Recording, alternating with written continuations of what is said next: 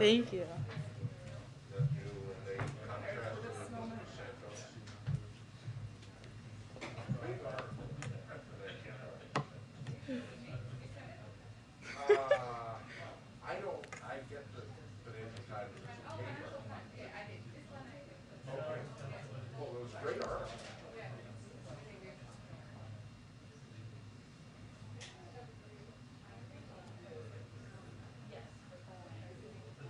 Thank you.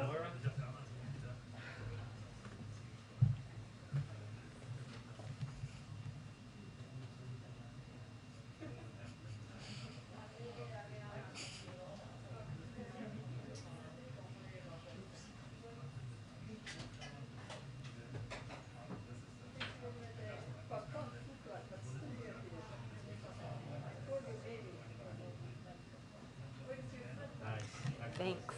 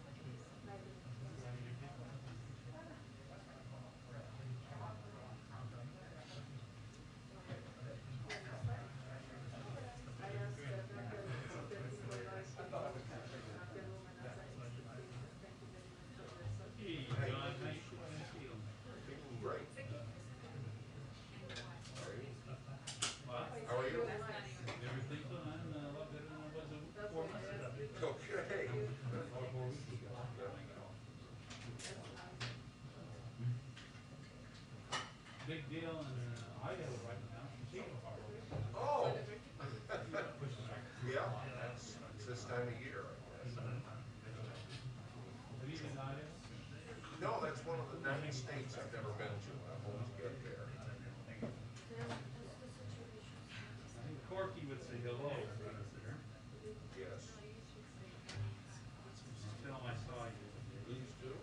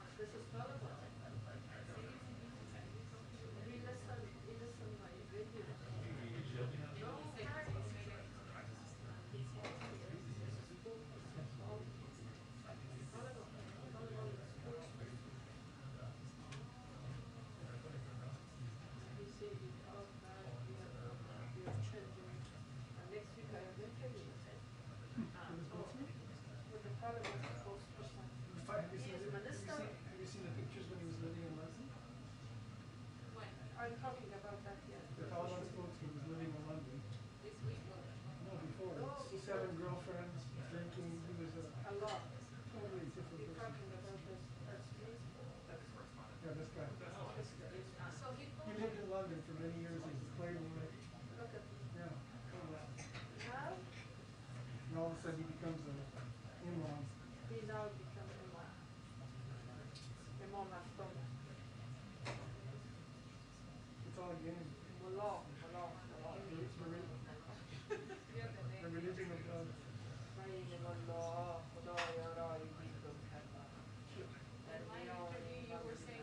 Exactly. This is Send in those pictures. Can you pull up the ones from London? we have to check for Yeah, well, it's all over to them. no shame. But he said, but they are changing. Now she doesn't allow women to do school. No Islam, It's just like all the Africans staying in the richest hotels in Washington and you find no one. Because the women, they spend all the aid money.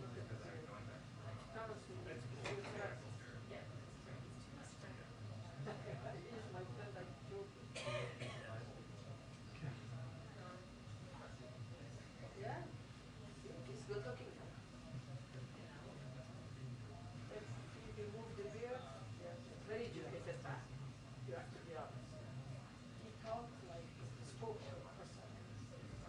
You mean that he's a spokesperson of the Taliban. But if you say woman, he brings you reason. Very logical. And you surprised. You think that he's right, but the way that he's with this explanation is there's some other people they didn't know that. Oh, he's right. You are wrong. He's right. Yeah. He's good speaker. Hey, how's it going? Good seeing you in a bit.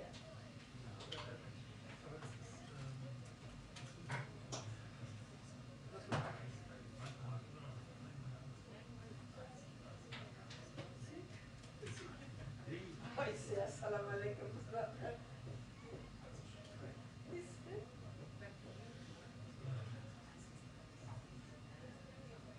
Sayyid, right? Yeah. I do my this dress. This is my carpet. I make beautiful myself. Yeah. Yeah. So where is London? Same guy playing around in London. He's in London now? No, when he was in London before. No, yeah, it's the same person. Because This is his previous life before he came. no, where's with the suit and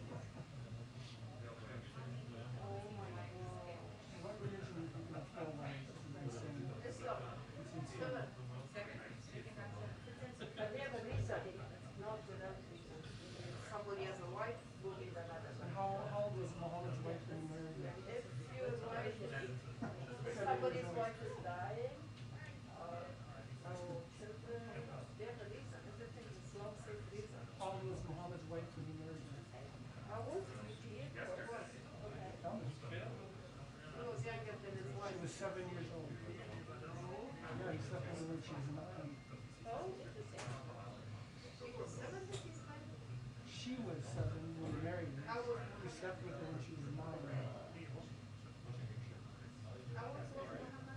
Muhammad's wife. No, how old was Muhammad? How old was Muhammad when you married? How old was he? Like 50 something. Happens every day, right? Anyway, we pay all the bills.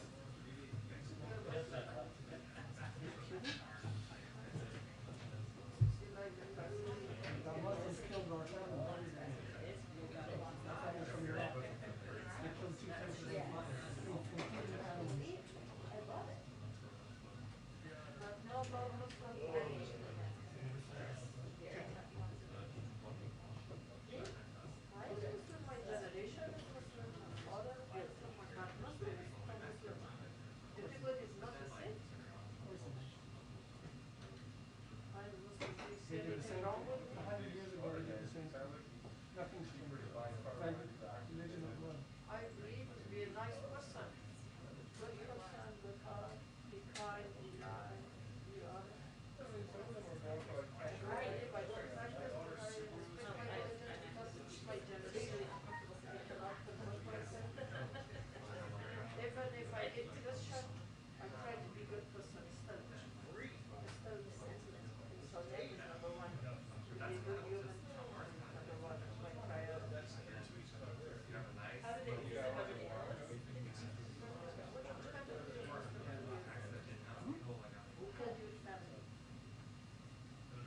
They killed animals. Which people, which group? Hezbollah? They're doing the same thing now. Nothing has changed. The only difference is they weren't safety. And we just brought in 120,000 with no IDs last month. It's insane. One of my friends is transferring my airport. One of my friends is transferring my dollars. No ID. Every family got $40,000 in It's like cash. a No IDs. She was there too. I told her, go to another one. 120,000 people, no IDs. Among of them, like Taliban. The people who was eligible, they was not coming. No, they were no. They were not eligible. There was no way to check. She does not understand yourself. Eligible are still there. The people who was eligible, they not didn't come. They couldn't get chance. And they're spreading that to They have to write your age. they were trying to flip elections, so they send them to Yeah, those people, they come, they don't have any identification. Nobody knows what they, 90% of them believe that Sharia should be the law. Taliban.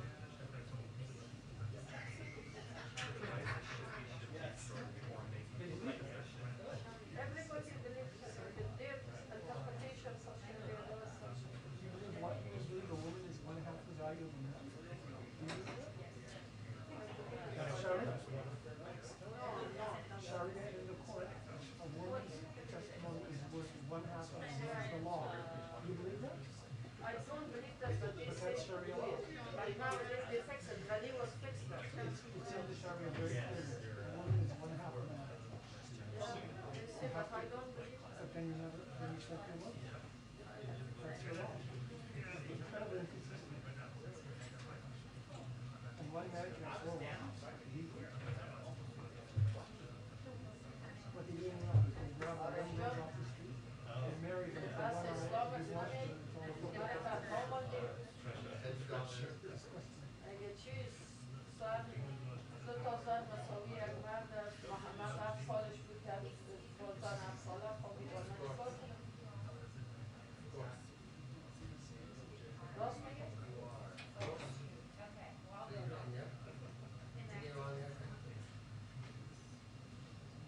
از شرم است چی بگه؟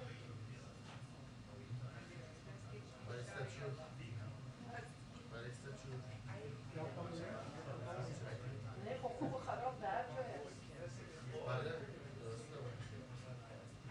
حالا چیزی بگویمش که از دی و داد من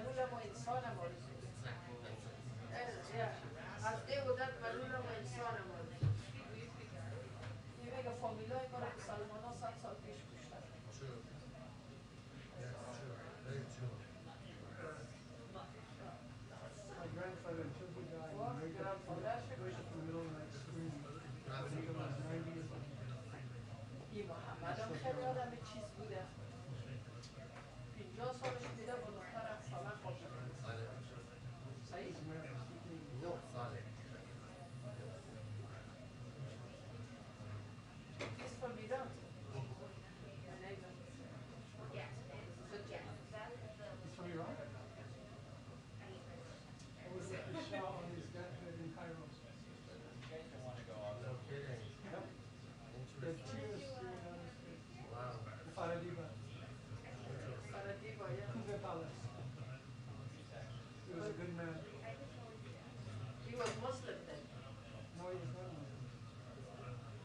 Muslim never? Sure. I mean he went to mosque when he had to He was not. He was, but he didn't practice. I mean. Neither was Sadat. Sadat was Christian. دل ازی درد دارم Yeah, forgive people that suffer your death. Forgive, but we don't forget. Forgive, but you don't forgive. Well, they destroyed Iran, right? pretty much yes I think the Shah He said- claimed to be the guardian of the Shiite He said, I wish the communists were taking over. he said that The Shah. At least they would be progressive. He said the Imams will put my country back 1,000 years. he That said was that right.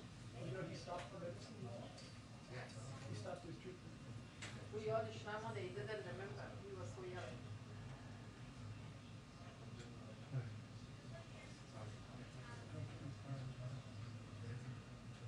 Which part of Iraq? What is from Iraq? How many religion Iraq has? Iraq is the first Christian country in the world. Iraq? Of course. Oh, there's John Iraq is Islamist or Jana Iraq? Islamist of course he is You may get to punish Because the Jews were Islam has Arab Sahara Judaism. Yeah, be a good human. We don't forget them.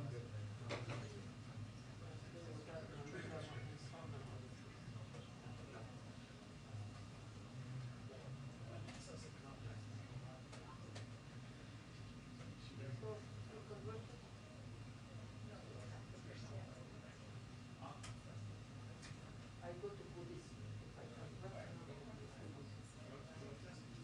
I'm joking. I never. God is one God, sweetheart. No matter what religion you have, God is God. Oh, the suicide student.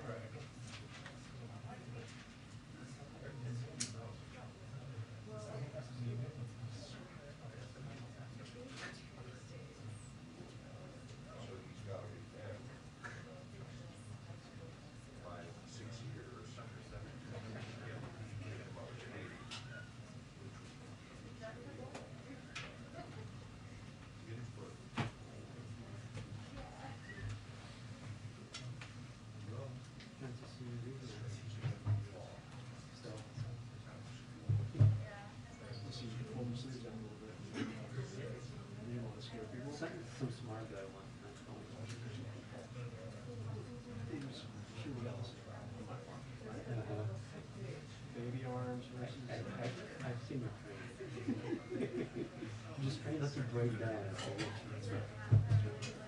Just chasing the hill for the past 2 days, so everything started hurting, you know. It was just chase.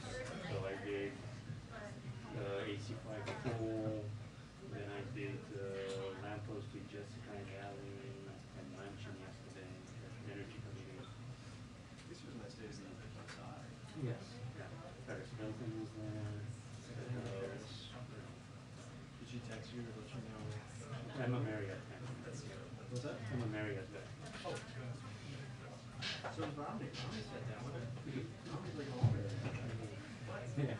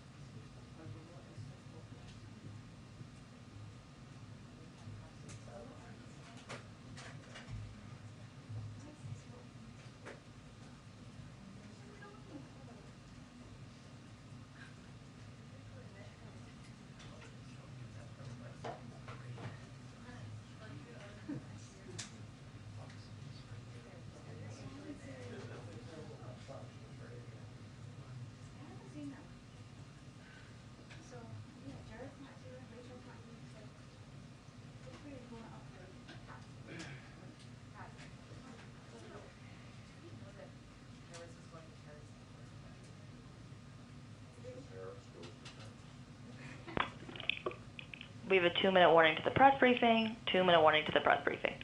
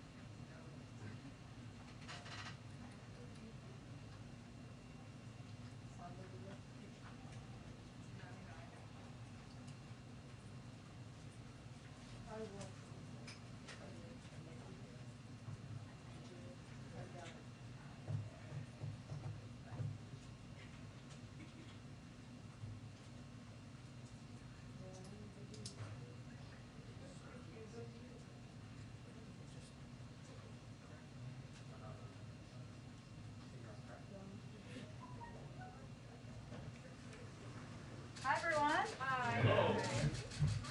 Happy Friday. Okay. Just an overview of the week ahead for all of you.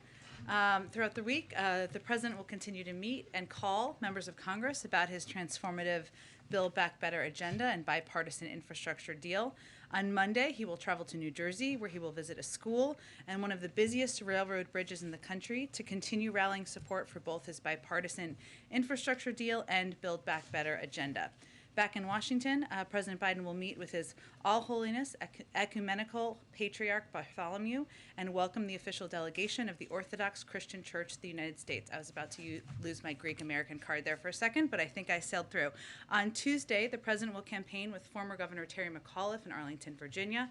On Thursday, the President and First Lady will travel to Rome, Italy. On Friday, the President will visit the Vatican City and have an audience with His Holiness Pope Francis. They will discuss working together on efforts grounded in respect for fundamental human dignity, including ending the COVID-19 pandemic, tackling the climate crisis, and caring for the poor. On Saturday and Sunday, the President will participate in the G20 Leader Summit. We will have more on individual bilateral engagements in the run-up to the summit.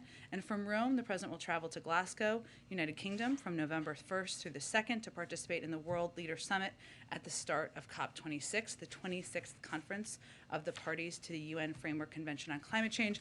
I will note a programming note for all of you. We will have Jake Sullivan in here next week. We're working on finalizing the details to preview the trip in advance of the President's departure. But Zeke, why don't you kick us off? Thanks, Jen. Oh, sorry, can I note one more thing?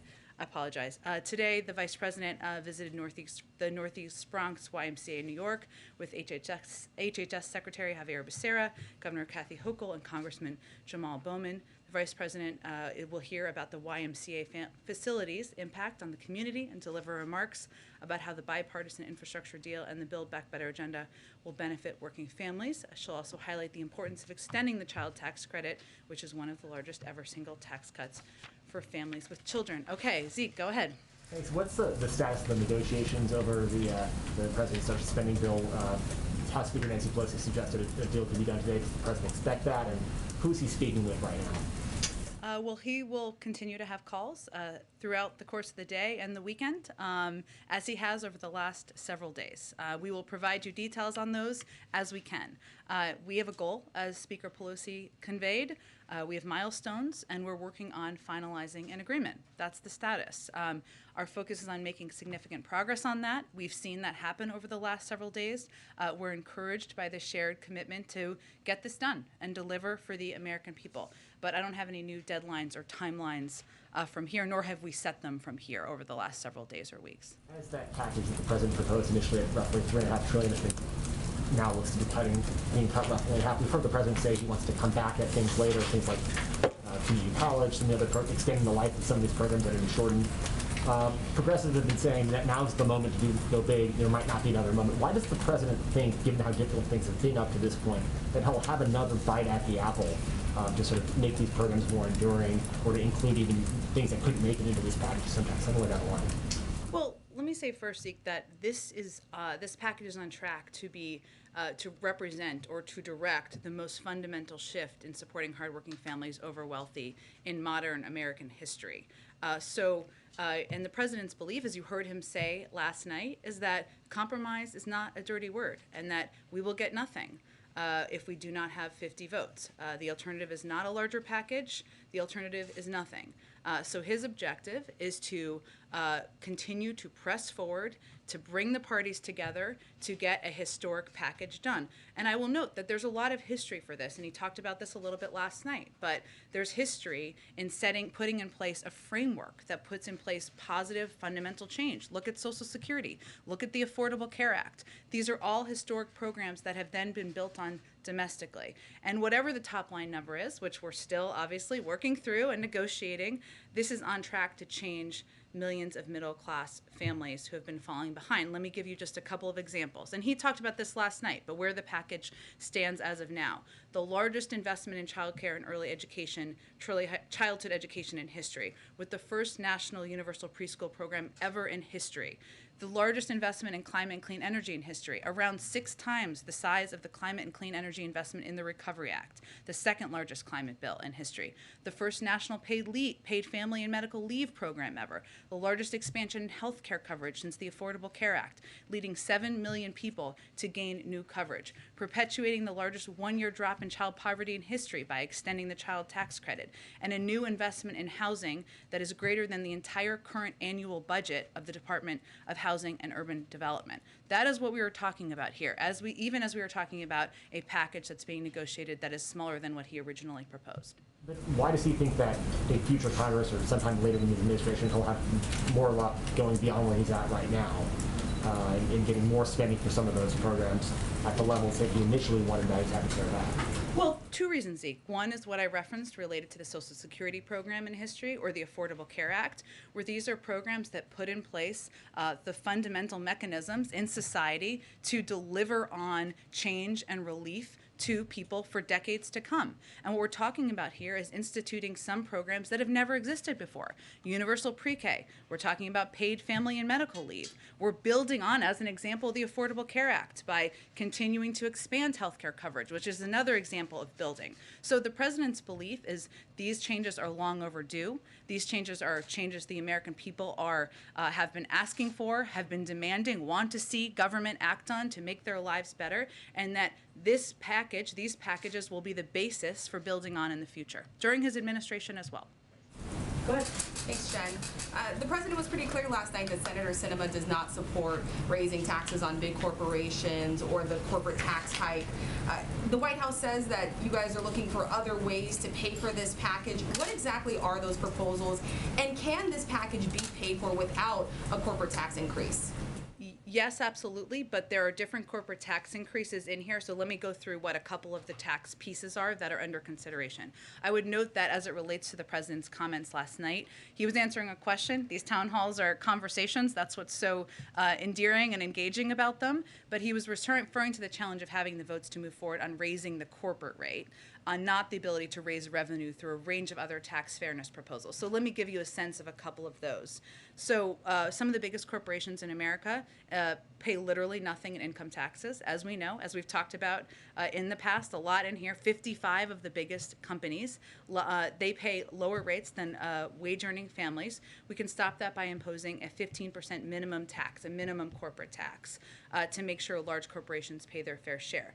We also believe, the president believes, a number of other members of Congress believe, that we need to stop rewarding companies that offshore profits and American jobs. We'll do that by creating a global minimum tax, something the United States has been the global leader in, bringing together countries around the world, and that will help to make the United States more competitive and end the race to the bottom.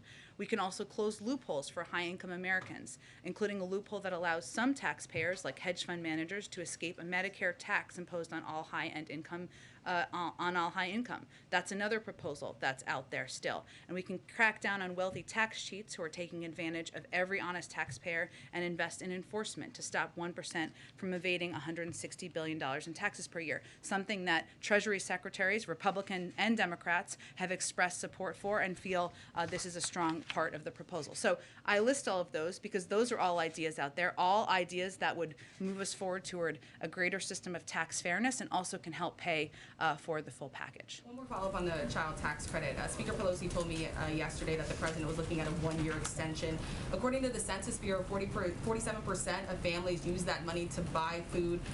Will those children be left behind if there's only a one-year extension on the child tax credit? Well, to be clear, the president proposed a longer extension.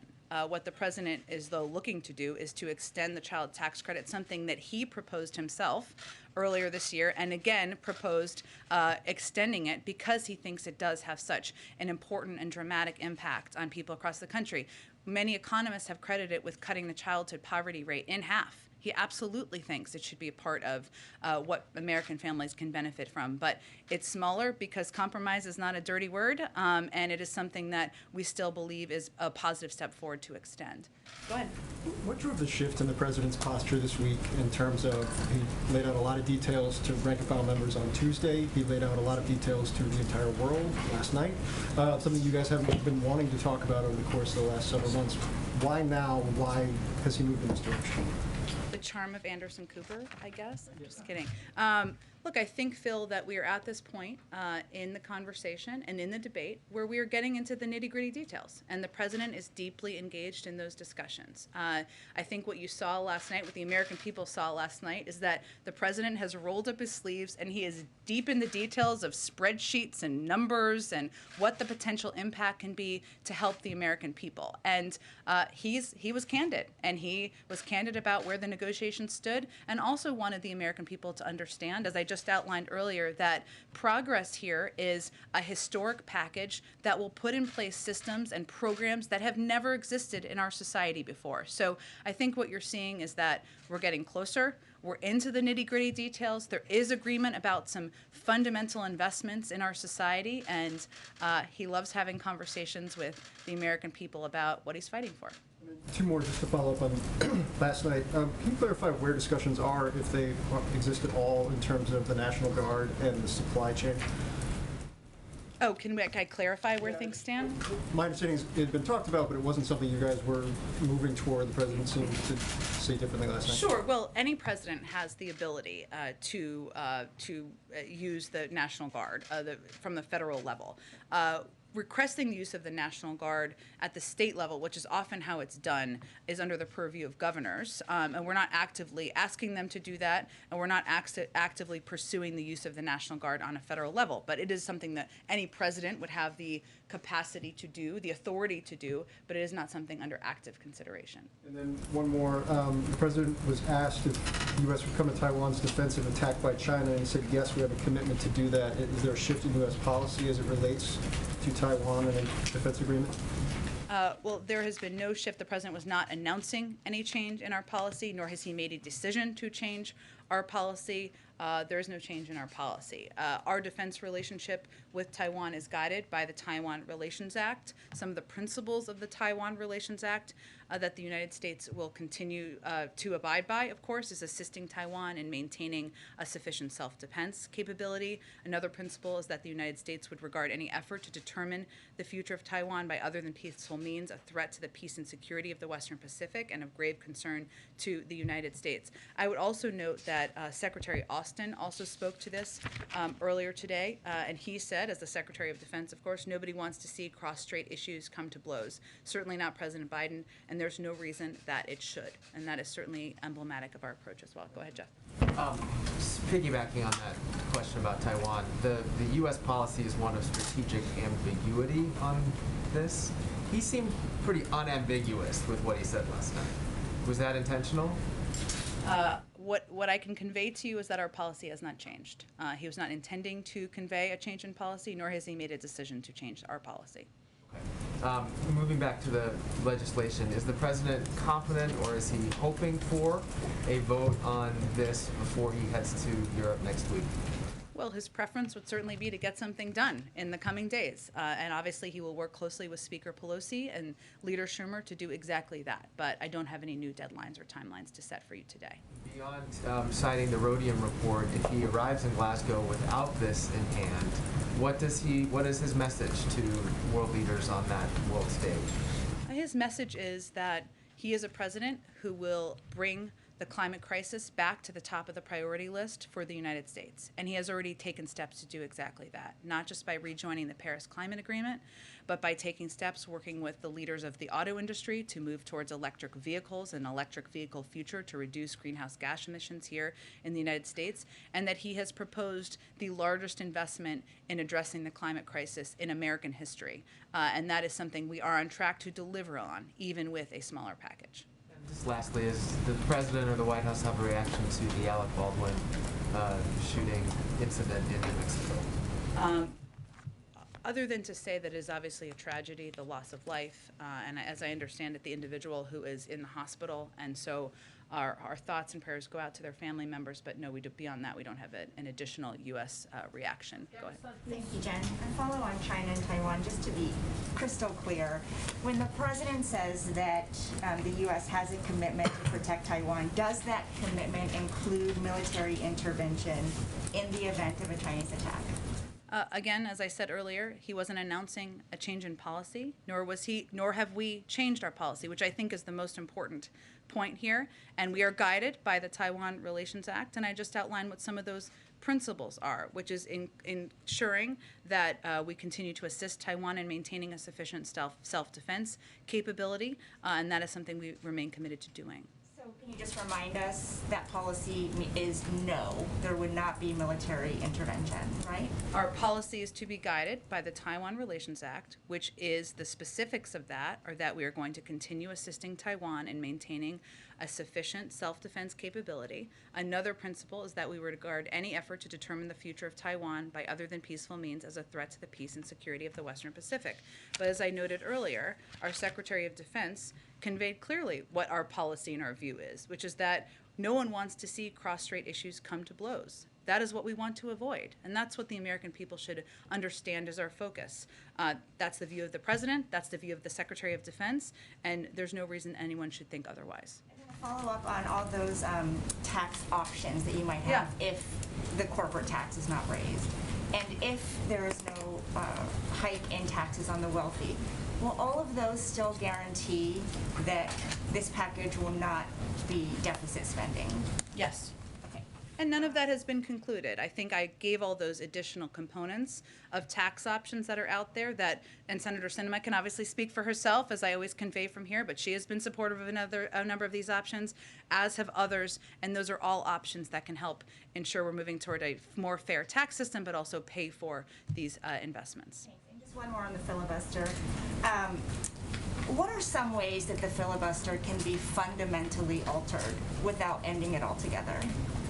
Look, I think the president will have more to say about this in the coming weeks, but I think what you heard him say last night is that we're at an inflection point on a range of issues, including, and this is often why it comes up, voting rights. And he talked about this a little bit yesterday when he was at the 10th anniversary of the MLK Memorial. We know the right to vote and the rule of law are under unrelenting assault from Republican governors, attorneys general, secretaries of state, state legislators, and time again, when offered the choice, 3 times over the last several months, when a hand has been extended by Democrats to work together to protect the fundamental right, Republicans have not only recoiled, they have blocked the ability to make any semblance of progress. So what the president's referring to is the fact that that is unacceptable.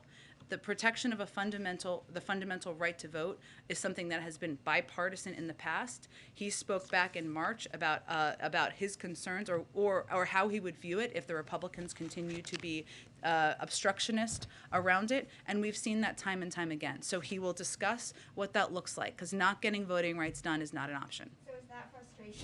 Does that frustration explain his evolution of thinking on the filibuster? In July, he said eliminating it would throw Congress into chaos and nothing would get done.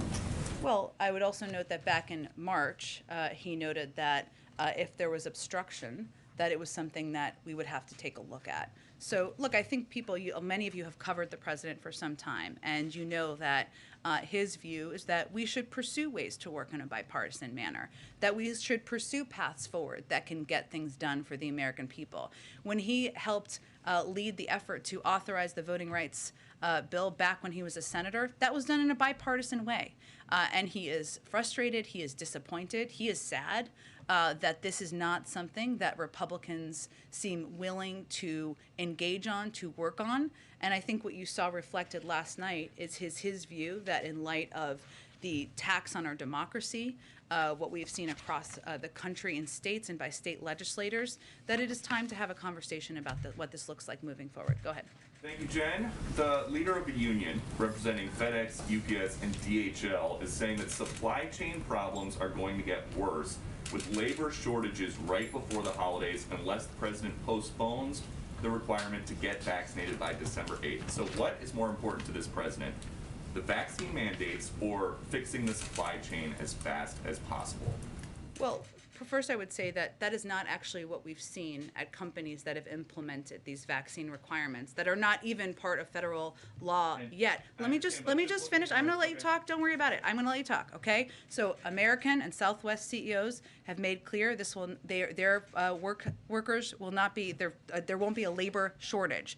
We've seen United Airlines implement this, and as we've also said, as we work to implement these federal employee requirements, the first step is not firings. It's actually education and counseling. So we don't actually anticipate these disruptions. What we've seen for companies who have implemented these requirements is an increase from 20 to 90%. Last thing, and then I'll let you ask your follow-up, is that the other piece of this is that COVID is an enormous labor disruptor, not only because it's the #1 cause of death in some industries and some professions, including police forces across the country, but because people are out sick, people are worried about coming to work. This is one of the reasons that a lot of these companies have implemented these requirements.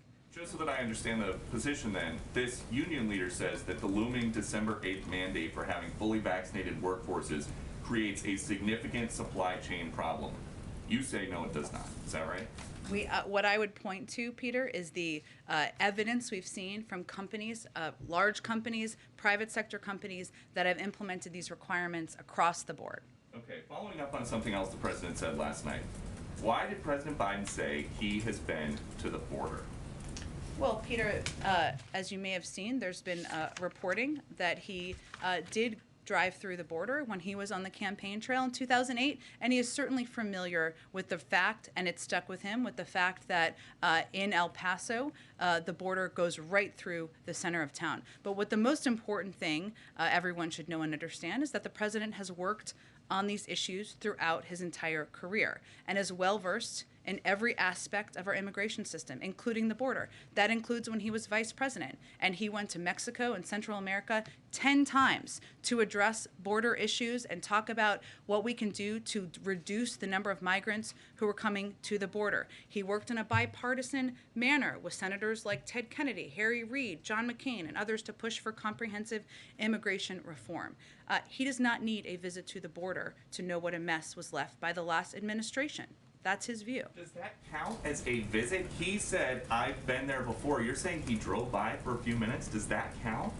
What is the root cause? Where are people coming from who are coming to the border, Peter? The president said that I'm asking you a question because I think people should understand the context. No, you're where do answering people? the question Where with do the people? question. I'm asking you if that Okay, counts. I'll answer it for you. People come from Central America and Mexico to go to the border. The president has been to those countries 10 times to talk about border issues.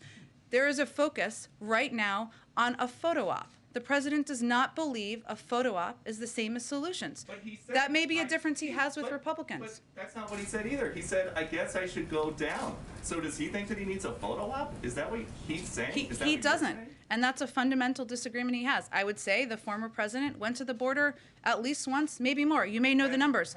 How did that immigration policy result, Peter? That immigration policy resulted in separating kids from their parents, building a border wall that's feckless and that costs billions of dollars for taxpayers. The president fundamentally disagrees on how we need to approach the immigration issue. Anything changed at the border between 2008 when he drove by and 2021?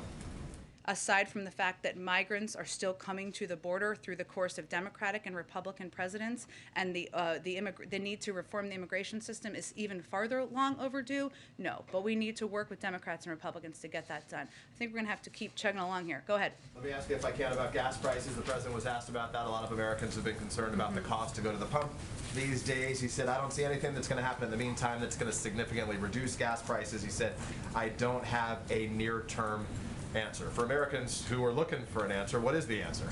Well, what is true, and I think the president, as I said earlier, was quite candid last night, as the American people should expect from him, and from any president. And there are limitations to what any president can do as it relates to gas prices. Here's what we have been doing. As we've said for some time, we are engaging broadly with OPEC on our concerns at a range of levels. And that is something we will continue to do. As you know, Jake Sullivan, our national security advisor, recently met with leaders in Saudi Arabia and certainly raised this issue. The president has also been concerned, as the administration has been, about what we have seen as rises in supply that have not been accompanied by drops in cost. That's one of the reasons he's asked the FTC to look into price gouging, something that is no doubt impacting, or we expect might be impacting, the cost of gas around the country. So we are working and using every single lever he can, but I think what people heard from him is some candor about what impacts we can have. He mused that he could go into the Strategic Petroleum Reserve and that could bring the cost down. He said it would still be above $3. Will he do that? I don't have anything to preview on that front at this point. Let me ask you, does the White House have any response to the Supreme Court today saying that it's not going to block the Texas abortion ban, although it did grant an expedited review to take place, I think, by the start of November?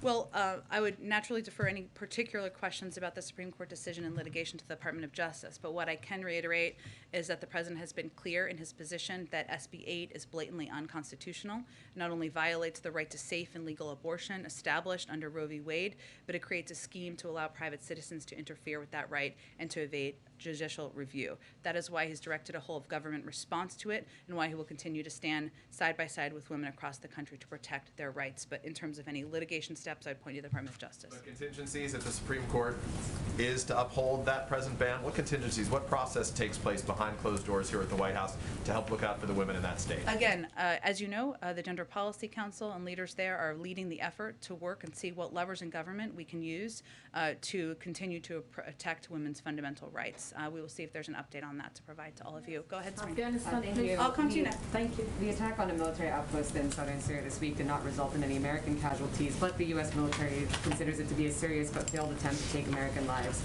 Do you know who's responsible, and what is the administration doing to prevent another attack or hold the perpetrators accountable? I don't have any updates for you on the responsibility, and of course, what happened is something that is great concern to us. I have nothing to preview in terms of what additional steps would be. Some governments, including U.S. partners in the region, have moved toward normalizing relations with the Assad regime. Has the administration directly urged its counterparts against doing so?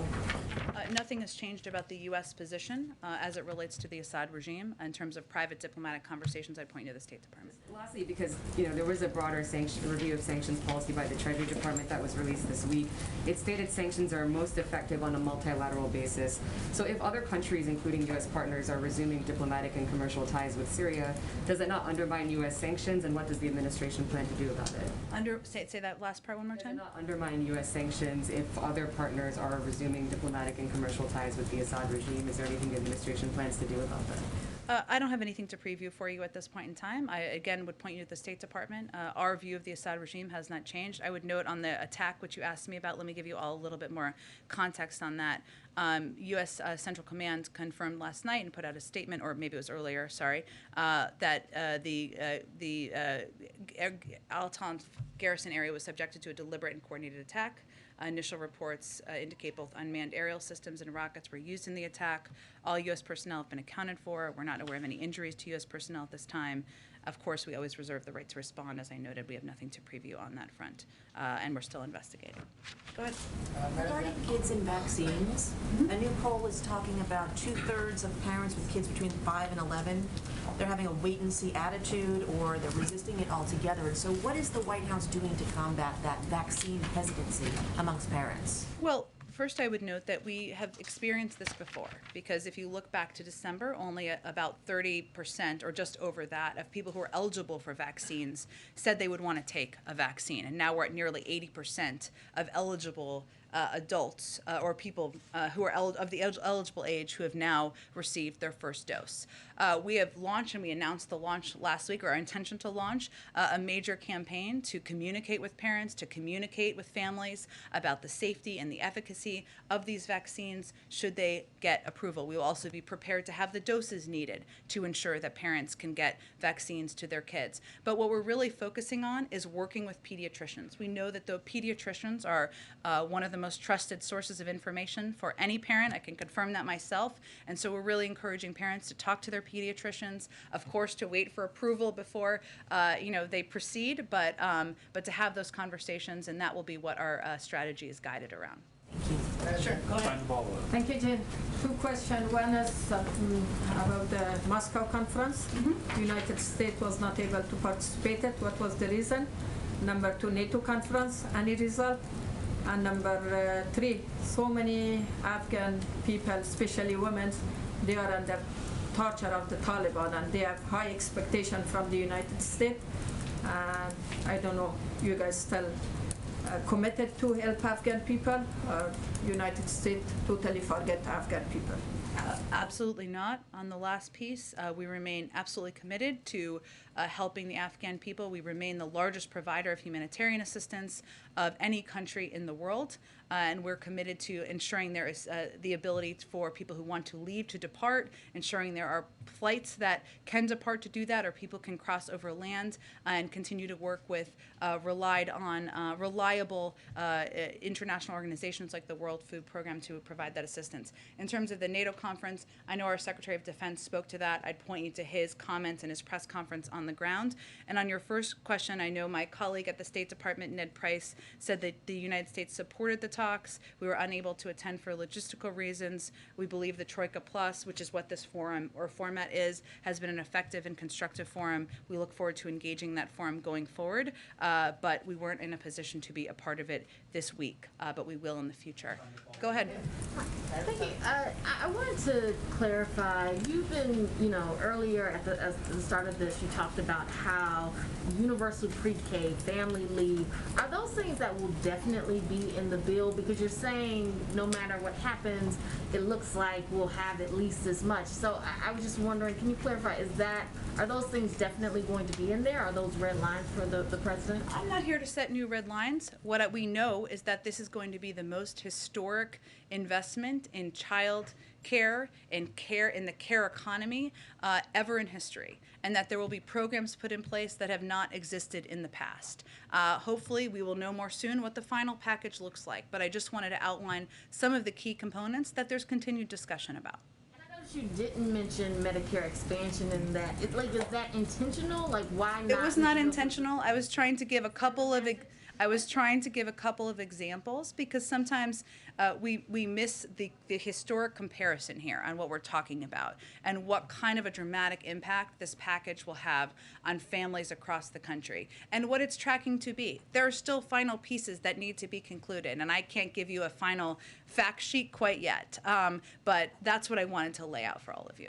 Another quick question. Does the White House have any thoughts on the Supreme Court? Yes, they're taking up the Texas abortion law, but they're not going to rule on the constitutionality of it.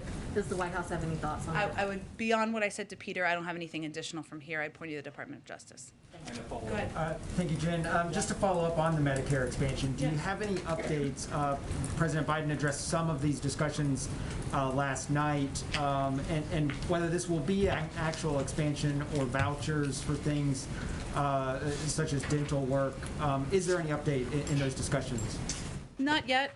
He talked a little bit, for those of you who didn't watch the town hall last night, from 8 to 9:30. He talked a little bit about how he wants to, his objective of working to bring down the cost. So I think you're referring, just to translate for everybody to bring them up, he talked a little bit about the possibility of vouchers for dental, something that's in discussion, but there's no new information I can provide to all of you. He also talked about the hearing aids and bringing down the cost of hearing aids and bringing that cost down and addressing it for seniors is a huge priority to him. He also mentioned last night how when you look at seniors and what they're struggling with, including dementia, that hearing and the ability to hear is an important priority. Still in discussion, clearly a priority to a number of key leaders in the Senate, but there's not a final conclusion before I came out here today. Along those lines, Nancy Pelosi, who I believe had breakfast here this morning. She did. She was here. I'm not sure what they ate, but they met, so yes. She indicated that a climate deal was close and suggested it could be done. Has the White House and congressional Democrats identified any substitute for the Clean Energy Performance Program that looks to be removed at Joe Manchin's request? And if so, what is it? Well, the president talked a little bit last night about the fact that, and I would say it's still on track to be, because there are so many climate components in these two packages that the president has proposed, including climate tax credits and tax cuts, which have been a part of his proposal, has broad support in the Senate. There are also key components, since you gave me the opportunity, that have been in the infrastructure plan that often we don't talk enough about, including moving toward electric vehicles, 500,000 charging stations across the country, which would be a huge impact, have a big impact in moving toward an industry that would reduce greenhouse gas emissions. Replacing lead pipes and water. I think many of you may have seen today that the state of Michigan issued a state of emergency because of lead in pipes. This is an area and a place that has a climate impact, that has a humane impact. These are all components that are under discussion, and obviously the infrastructure pieces have passed, but continue to be a part of what the president's proposed. But addressing the climate, making this the largest climate bill in history, we'll continue to be on track toward that. Just lastly, the president last night said he would entertain the notion of doing away with the filibuster to pass voting rights, and then he added, and maybe more. What's the maybe more? Stay tuned. It's to have a discussion. I expect you'll hear more from the president about it in the coming weeks. Go ahead. Matt took my climate question, but that's okay. You can ask it in a different way. Okay.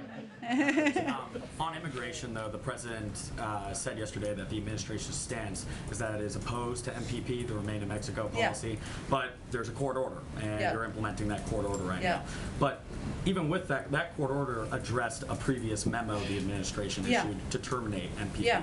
It's been months since this court order, and there's still no new memo out. And why is that? Secretary Mayorkas has indicated he plans to issue a new memo, and that we do oppose the MPP program, as the president said last night. I would point you to the Department of Homeland Security on an update on the status.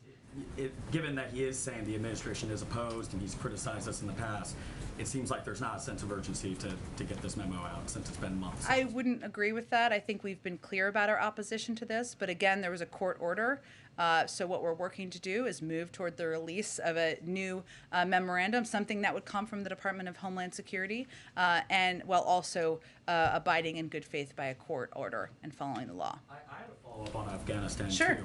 Just given that the embassy is currently closed right now in Kabul as well, if you're an Afghan and you still are hoping to find relief and come to the U.S., is there any way to actually get parole or refugee status without going to a third country?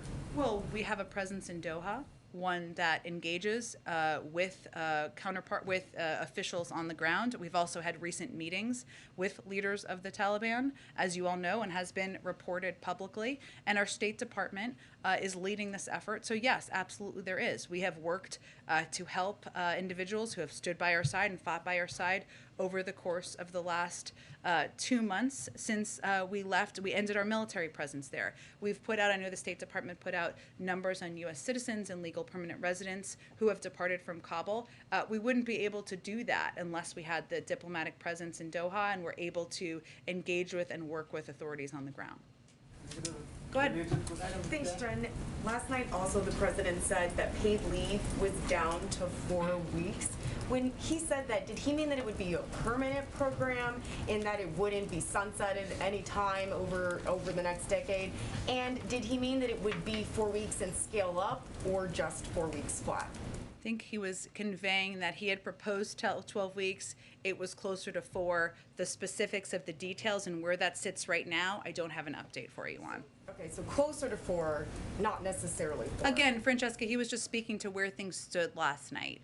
There's obviously been ongoing discussions this morning, but clearly making sure paid leave is law, is a reality for working parents across the country is a priority. That's why he proposed it. But in terms of the exact status, I don't have an update for you on that in this moment. And on free community college, he said, I promise you, I guarantee you, we're going to get free community college in the next several years across the board. So what makes him so certain that he'll be able to get community college, free community college, in the next several years if it's not going to be included right now?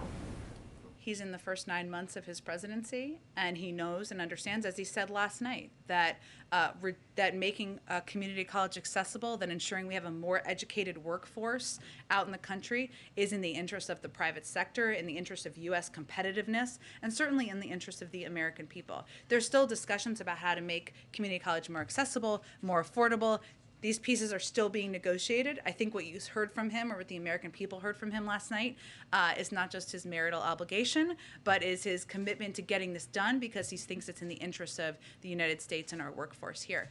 Go ahead. Thank you, Jen. Thank you. I'd like to ask first about test access and then about coronavirus origins. We as a press corps are fairly unanimous in our opposition to the mysterious pre-screening process that's been going on for presidential events in the East Room. And so I'm hoping that you can demystify for us how White House staff are selecting which journalists get into these events. Is it first come, first serve, or something else? And also, how long will this pre-screening remain in place? Well, we are still in the middle of a pandemic, as you know. People are wearing masks in this room.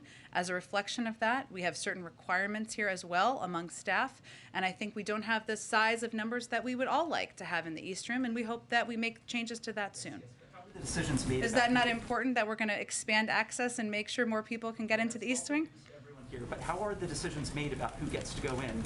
There's a limited number that we have based on how many people are attending as guests. I don't have any more information on that. Go ahead, Karen. I think we're going to move on. Go ahead. Thanks, Jen. Has the president spoken to Senators Manchin or Sinema today since the town hall last night? I don't have any updates on his call specifically, but we have been in regular touch with them even through the course of the morning from senior staff. You had said in answer to Phil's question that the president last night was focusing on the nitty-gritty details and that he was candid about where the negotiations stood. He was also much more candid in pointing out the roadblocks that Senators Manchin and Sinema have put up to some of the things he would like to do and what they're opposed to.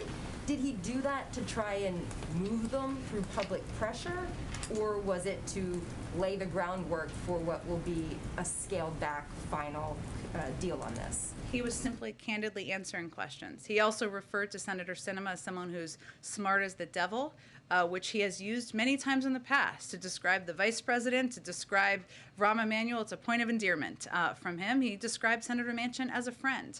He believes and continues to believe that he is negotiating and working with both senators in good faith, and that we all are working towards shared objectives. So he was simply answering questions that were asked by the audience and the moderator. Go ahead, George. Yeah, this follows a little bit on that.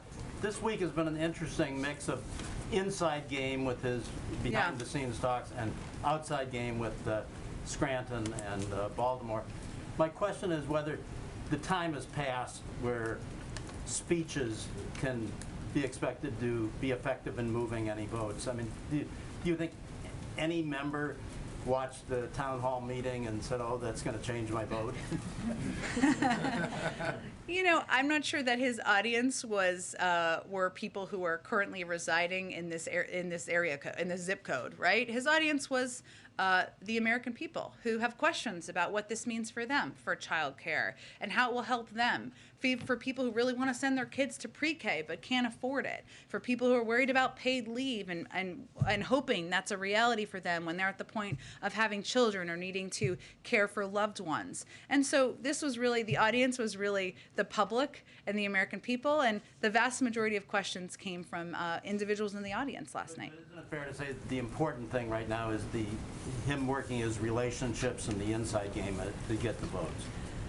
That has been important from the beginning, and the president has obviously played a key role here in bringing different viewpoints together toward a shared path forward. That's the role that he has played as president, the role he promised to play when he ran for president.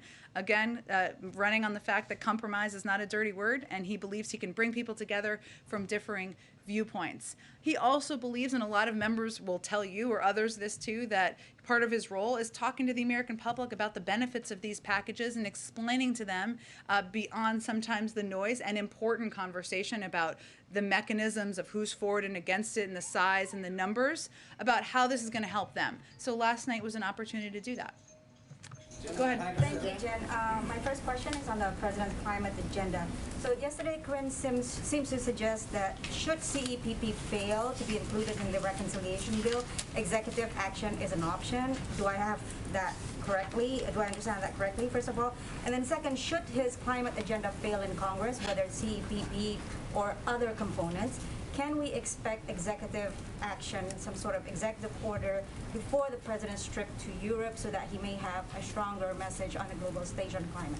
Well, I think it's important to note that some of the progress the president's made to date, some has been executive action, like rejoining the Paris Agreement, but some has been simply by working with leaders in the auto industry, to bring them together to agree upon shared investments in the electric vehicles industry. So there's a lot of ways that the president will continue to work, use the levers of his power to make sure we are reaching his bold and ambitious goals. And we've talked a little bit in here about the rhodium study from the other day, which showed that there are a lot of different paths forward to reach those goals. Some of them legislative, some of them through actions he can take as president, some of them through working with the private sector and other leaders who share his commitment to addressing the climate crisis. Closing that option. My second question. I actually don't think that's the case. So just to be clear, what was your question? Just to be clear for the record here. Executive action before the president leaves for Europe next week. I think what I was giving for you is a contextual answer on how we're going to achieve our climate objectives, which is, of course, what he's going to go to Paris. Paris, we're not going there, but what I mean, it was like a little, I wish. What he's going to talk about when he's in Glasgow. And I think what leaders will understand is that there are a lot of paths to get there. This is a president who's committed to addressing the climate crisis. He's taken executive action. He's also brought leaders together. And as you heard him say last night, he's confident that we can get this passed and get the biggest climate bill passed through Congress in the near term. Go ahead. I have a second question, Jen. Sorry. And I'm going to try this again. I know you've answered the question on Taiwan like 10 times already, but as you said yourself, words matter. So my question is, did the president simply misspoke last night, or was he actually sending a signal that there may be some sort of informal shift, that the U.S. commitment towards Taiwan may be more firm? His policy has not changed, but that's, I think, important for people to know and understand. Go ahead. A quick question, follow-up from yesterday. Your colleague Karine said last year, under Trump, during the holidays, families were facing down a dark winter with less economic security than ever before. But this year, families are facing highest gas prices in 7 years, 30% higher costs to heat their homes, inflation that is almost 5 times higher than it was in December. Groceries are more expensive. So I'm wondering what Americans are facing this Thanksgiving and Christmas under President Biden when looking at economic security. Well, I would say we have cut in half the unemployment rate, created 5 million jobs, ensured that 180 million Americans have been vaccinated since last year. So yes, are there still, as the economy is turning back on, are there still fundamental issues we're working through? Absolutely. That's why the president is pushing to get his agenda done. But I think there's no question that a year ago, when we were locked in our homes, when only 1% of people were vaccinated, when 10% of people in this country were unemployed, that was an incredibly dark time and dark period in our country. Go ahead. Thanks a lot, Jen. I want to ask you about public opinion polls, which I'm sure you recognize. The president's public opinion polls have declined sharply over the last few months. And I want to get a sense from you, in speaking to your White House colleagues, why you think that is. I know you've mentioned COVID before, but is it also because of the chaotic withdrawal from Afghanistan? Is it the stalled agenda for President Biden? What do you suppose is the reason that we've seen this slide in the president's approval ratings? Well, a lot of people in this room work for organizations that have done polls, and there's a lot of underlying data in them, and sometimes it differs. So I would just go back to what our view is that we're still going through a hard time in this country, and people are tired of fighting a pandemic. They're tired of the impact on their lives. Some of them are sick and tired of people who won't get vaccinated, who they feel are impacting their ability to live life in a normal way.